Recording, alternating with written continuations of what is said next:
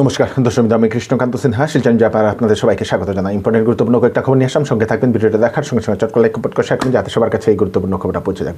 দর্শকবৃন্দ, কলকাতার আরজিকর মেডিকেল কলেজের যে ঘটনা, সেই ঘটনাকে কেন্দ্র করে আজকে আবার আমাদের শিলচর শহরে আবার বিভিন্ন সংগঠন প্রতিবাদে নেমেন। দর্শকবৃন্দ, পশ্চিমবঙ্গ সরকারের কাছে ওনারা দাবি রাখেন যে এই যে ঘটনার যারা কাণ্ডারি আছে তাদেরকে গ্রেফতার করার জন্য। দুঃখ লাগে একটা জিনিস, যে জানা যাচ্ছে যে বেশ কয়েকজন ধর্ষণ করেছিল, কিন্তু পাকড়াও করা হয়েছে শুধু একজন। কিসের জন্য একজনকে পাকড়াও করা হয়েছে? বাকিদেরকে কেন লুকানো হচ্ছে তা বলে এখন মানুষের ভিতরে প্রশ্ন। কেন বাকিদেরকে লুকানো হচ্ছে, কেন বাঁচানো হচ্ছে, কেন দোষী যারা আছেন সবাইকে কেন গ্রেফতার করতে পারছে না বলে এরকম প্রশ্ন উঠছে। দর্শকবৃন্দ,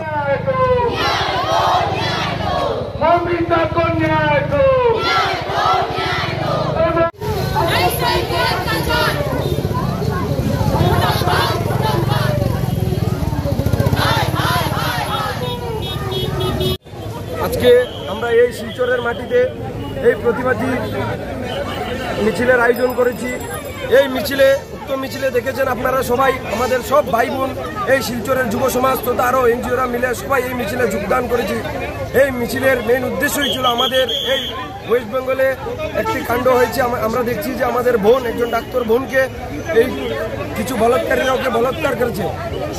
আমরা এটাই বলতে চাই,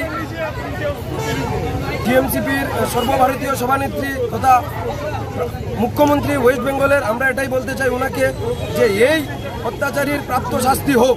আর যদি উনি শাস্তি না দেয় ওকে, তাহলে আমরা এই বরাকের বুকে আরো বৃহত্তর আন্দোলন তৈরি করবো। আর বরাক থেকে আমরা সবাই মিলে ওয়েস্ট বেঙ্গলের দিকে রওনা হবো, আর ওইখানে গিয়ে আমরা আরো বৃহত্তর আন্দোলন করবো। উনি এই কথাটিও বলেছেন নাকি যে মেয়েটি মারা গেছে তো কি হয়েছে, আমরা 10 লক্ষ টাকা দিয়ে দেবো ওনার ফ্যামিলিকে। আমি ওনাকে মেসেজ দিতে চাই, আমি আপনাকে 10 লাখ টাকা দেবো, আপনি কি ওই মেয়েকে সসম্মানে ফিরিয়ে আনতে পারবেন? পারবেন না, তাহলে আপনি এই ধরনের মেসেজ দেবেন না। रैली के बारे में हम लोगों ने एक दिन पहले भी रैली किया था, लेकिन आज का जो रैली है स्टूडेंट लोगों ने हमें इनवाइट किया और ये रैली में हमें ज्वाइन करके बहुत अच्छा लगा। मैं आपको बता दूं कि स्टूडेंट लोग इतना घबराए हुए हैं। ये कलकत्ता की घटना से ये सिद्धिका है जो इन्होंने बोला कि हम सेफ नहीं है। रास्ता में इनको कभी कोई बाइक वाला ने बोला कि चलो घुमाने ले जाएंगे, तब से ये डर रहा है। और कलकत्ता की घटना की बात इनका इतना डर हो गया कि इसका पापा नहीं है, मम्मी है, ये एक स्टूडेंट है, ये कह रहे हैं कि मैम हम लोग सेफ नहीं है, हमें सेफ चाहिए, हमारा सेफ्टी क्या है। तो मैं यही कहना चाहूँगी कि आज के दिन में इस तरीका का जो रेप हो रहा है, ये देखकर हम लोगों को रोंगटे खड़ा हो जाता है। जिस तरीके से बलात्कार कर रहा है, हम यही चाहते हैं कि इस तरीके का बलात्कारियों को फांसी होना चाहिए और आगे ऐसा घटना ना घटे, ये सरकार से हम लोग रिक्वेस्ट करेंगे। দর্শকবৃন্দ, এরকম ঘটনা খুব খারাপ লাগা একটা ঘটনা, জঘন্যতম একটা ঘটনা, যেগুলো ঘটে খুব খারাপ লাগে। কলকাতার যে ইনসিডেন্ট, তার আগে যে মণিপুরে দুজন মহিলার যে ইনসিডেন্টটা হয়েছিল তা নিয়েও অনেকেই প্রতিবাদ করেছিলেন। তো আবার আজকে আরেকটা খবর আসে যে দলবদ্ধভাবে 16 বছরের এক কিশোরীকে ধর্ষণ করা হয়েছে বলে। দর্শকবৃন্দ, সেই ঘটনাটি দেহরাদুনের আইএসবিটিতে 12 অগাস্ট এই ঘটনাটি ঘটেছিল। তারপরে সেই যে কিশোরীর সঙ্গে এই ঘটনাটা ঘটেছিল কোনো মতে নিজের প্রাণ রক্ষা করে পুলিশের কাছে গিয়ে কমপ্লেন করে। ঘটনাটি এরকমই ঘটে, উত্তরপ্রদেশের সেই যুবতীটি বাড়ি থেকে পালিয়ে যায় পাঞ্জাবে রওয়ানার উদ্দেশ্যে। বাড়ি থেকে চলে আসে পাঞ্জাবে যাবে, এবং ও চিনতে পারে না বলে একটা সেই দেহরাদুনে গিয়ে সেখানে একটা বাস ড্রাইভারকে জিজ্ঞেস করে, কন্ডাক্টরকে জিজ্ঞেস করে, ওরা নাকি বলে কি আমরা তোমাকে সেই জায়গাতে সেই গাড়িতে আমরা উঠিয়ে দেবো, তোমরা আমার সঙ্গে চলো, তুমি আমার সঙ্গে চলো। তারপরে ওরা নিয়ে যায়, বাস ড্রাইভার এবং কন্ডাক্টর সব যাওয়ার পরে, বাস থেকে সব প্যাসেঞ্জার নামার পরে সেই যুবতীটিকে ধর্ষণ করে। তারপরে সেই বাস যেখানে থামিয়ে রাখা হয়েছিল তার পাশেই আরেকটা বাস ছিল, সেখানেও বাস ড্রাইভার কন্ডাক্টর সেটা জানার পরে ওরা দুইজনও আসে, ধর্ষণ করে।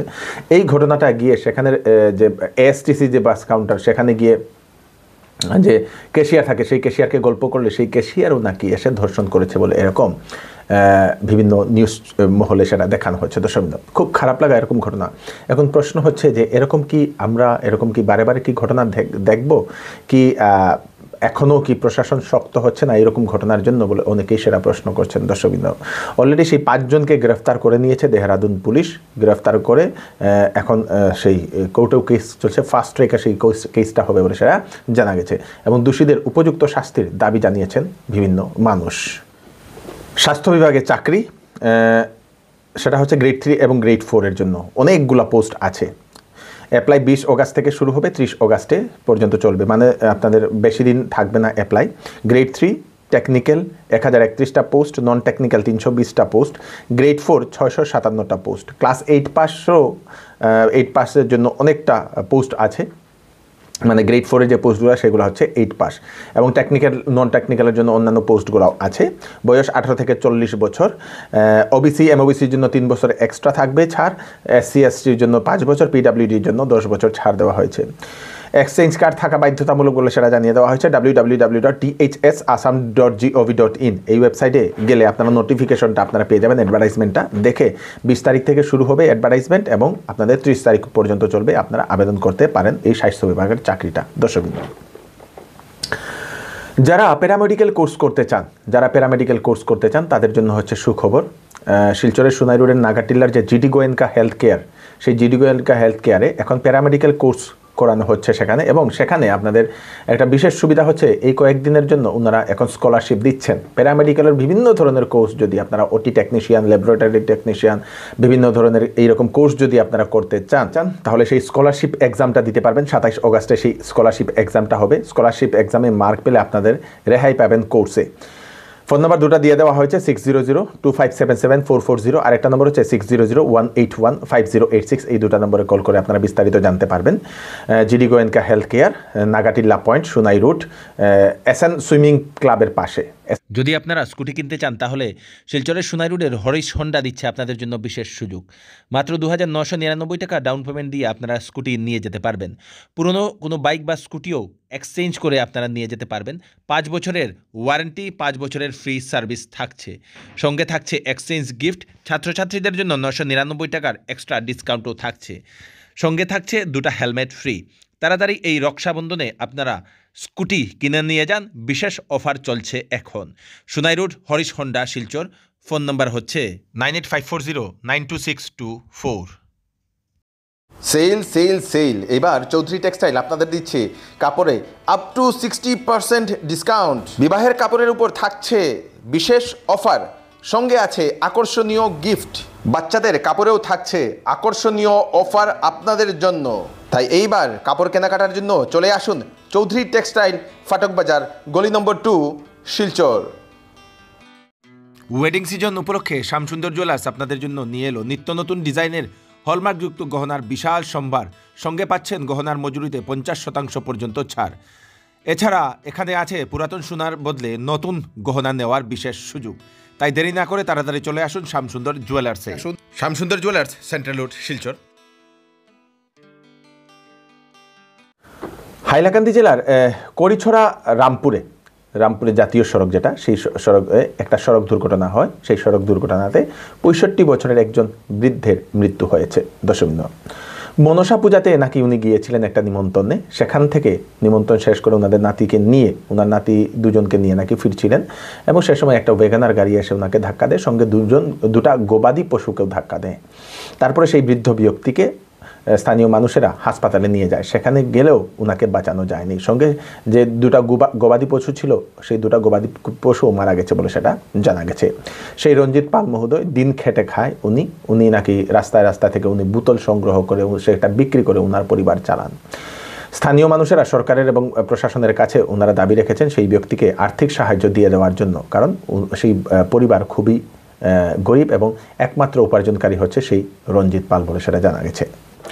একটা নিখোঁজ সংবাদ, করিমগঞ্জের সরিষার বাসিন্দা বীরেশ মালাকার, বেশ কয়েকদিন থেকে উনি নিখোঁজ। শিলচরে নাকি কোথাও উনি এসেছিলেন, তারপরে আর উনি বাড়িতে আর ফিরে যাননি। কেউ যদি সেই ব্যক্তিকে দেখতে পান, ওনাদের দেওয়া পোস্টারের নাম্বার, সেই নাম্বারে আপনারা ফোন করে আপনারা জানিয়ে দেবেন। দর্শক, আবার গুয়াহাটি থেকে আবার বোমার খবর আসে। দর্শক, বোমার আতঙ্ক। গুয়াহাটির যে সিটি সেন্টার যে মল, সেই সিটি সেন্টার মলে বোমা আতঙ্ক। হঠাৎ করে পুলিশ এবং সিআরপিএফ বাহিনীরা সেখানে গিয়ে মলের ভিতরে যে দোকানগুলো আছে সেইগুলোকে বন্ধ করিয়ে সেই যারা মলের ভিতরে মানুষ আছেন সবাইকে বের করে দেন। তারপরে পুলিশ চারদিকে সেই মলের ভিতরে বাইরে সব দিকে ওনারা তল্লাশি করা শুরু করে দেন, কারণ সেখানে বোমা আছে বলে ওনারা খবর পেয়েছিলেন। দর্শকবৃন্দ, কেন আসামের এইরকম প্রান্তে প্রান্তে কেন এই বোমাতঙ্কের খবরটা আসছে তা নিয়ে এখন মানুষ প্রশ্ন করছেন। কী কারণে আবার শুরু হয়ে গেছে সেই বোমাতঙ্কের খবরগুলা। তা নিয়ে বুদ্ধিজীবীর মাথায় এখন একটা প্রশ্ন জাগছে, কিসের কারণে আবার সেই বোমাতঙ্কের খবরটা উঠছে বা আসছে, তার পিছনে আসল রহস্যটা কি, কারণটা কি বলে এখন বুদ্ধিজীবীরা এরকম প্রশ্ন করছেন। শিলচরের চ্যাংকুরি রোড নয়াগ্রাম গ্রামের বিশিষ্ট পণ্ডিত নৃপেন্দ্র মুখার্জি, উনি গতকাল রাত্রিবেলা উনি শেষ নিঃশ্বাস ত্যাগ করেছেন। বিশেষ পণ্ডিত ছিলেন এবং উনার পরিচিত দূর দূরান্তে ছিল, ভারত তথা বাংলাদেশ উনার পরিচিত ছিল, এবং উনার শেষকৃত্য আজকে করা হয়েছে উনার গ্রামের বাড়িতে, এবং কয়েক হাজার মানুষ এই শেষকৃত্যতে উনারা মিলিত হয়েছিলেন। উনার আত্মার সদ্গতি কামনা করছি আমরা। আলফা স্বাধীনের এক সতর্কবাণী, আসাম পুলিশ যদি শৃঙ্খল চালিহাকে যদি গ্রেফতার করে তাহলে আসামে বিষম একটা পরিস্থিতির উদ্ভব হবে, তার জন্য বহিরাগতদের ভুগতে লাগবে বলে ওনারা এরকম একটা নোটিশ দিয়েছেন, একটা সতর্কবাণী দিয়েছেন। শৃঙ্খল চালিহার এগেনস্টে একজন মারোয়ারি একটা কেস করেছিলেন, সেই কেসের জন্য আজকে শিবসাগর সম্পূর্ণ জেলাতে সে বিশেষ দোকানপাট, শিবসাগরের যে শহর, সেই শহরের দোকানপাট সব কিছু বন্ধ ছিল, হাজার হাজার মানুষ বেরিয়ে এসে পড়েছিলেন এবং বহিরাগতদের আসাম ছাড়ার জন্য ওনারা এরকম স্লোগান দেন। বাংলাদেশে সংখ্যালঘু ও সাধারণ মানুষদের উপর হামলা, লুটপাট, অগ্নিসংযোগ এবং বাংলাদেশের আর্থিক দুরবস্থার বিষয়াবলী তুলে ধরার জন্য বাংলাদেশ প্রতিদিন, নিউজ 24, কালের কণ্ঠ অফিসে দুষ্কৃতীদের হামলা সেটা দেখা গেছে, সেটা সব খবর আসে, দর্শকবৃন্দ দেখা না খবর আসে, বন্ধ করে দেওয়া হয়েছে বেশ কয়েকটি পত্রিকা সহ বেশ কয়েকটি পোর্টালও বন্ধ করে দেওয়া হয়েছে বলে সেটা জানা গেছে। দর্শকবৃন্দ, বাংলাদেশে এখনও থামার নাম নিচ্ছে না। তো সেখানে যে নতুন সরকার ওনারা প্রতিশ্রুতি দিয়েছেন যে আর কোনো ধরনের হামলা হবে না, তবুও কিন্তু এরকম হামলার খবর আসছে। আরেকটাও খবর আসে, সেখানে একজন শিক্ষকের স্কুলেও নাকি আক্রমণ করা হয়েছিল, স্কুলেও নাকি শিক্ষকের উপর আক্রমণ করা হয়েছিল বলে সেরকম একটা খবর আসে। দর্শকবৃন্দ, তো আশা করি বাংলাদেশে শীঘ্রই পরিস্থিতিটা নর্মাল হবে। তো এই হচ্ছে আজকে স্পেশাল আপডেট আপনারা তাড়াতাড়ির জন্য স্বার্থে সবাইকে পাঠিয়ে দেবেন যাতে সবার কাছে পৌঁছে থাকে। আপনাদের কোনো কিছু মতামত থাকলে আমাদেরকে জানাবেন। আমি কৃষ্ণকান্ত সিনহা আবার নতুন আরেকটি ফ্রেশ আপডেট নিয়ে আবার আপনাদের সবার সামনে ফিরে আসবো। তখন আপনারা সুস্থ থাকবেন, সেফ থাকবেন, সবাইকে সেফ রাখবেন। নমস্কার।